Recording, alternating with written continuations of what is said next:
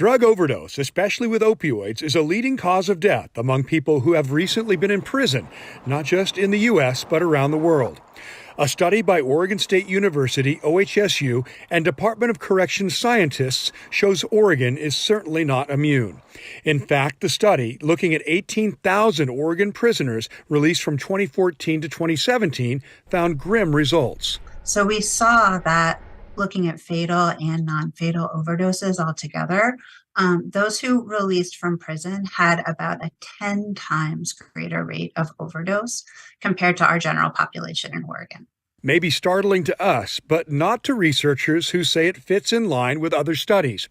In fact, they say given the way opioid use has gone in the most recent years, the risk has almost certainly grown much greater. It's very, very, very likely that if we were to put those exact estimates into today's context with our current adult in custody population and what we have going on in the state of Oregon, those estimates are likely very, very, very conservative. What we have going on is an opioid epidemic, with fentanyl leading the way, more powerful and more deadly.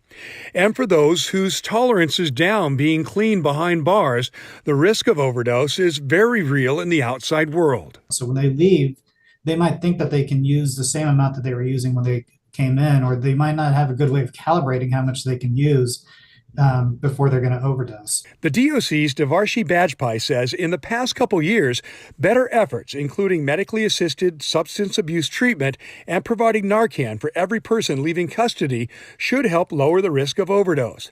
Researchers say their findings show more needs to be done to help those at risk with treatment and life-saving antidotes. So we need to make Narcan freely available in hospitals and libraries and community settings where people can take some without fear of being stigmatized, without having to pay for it.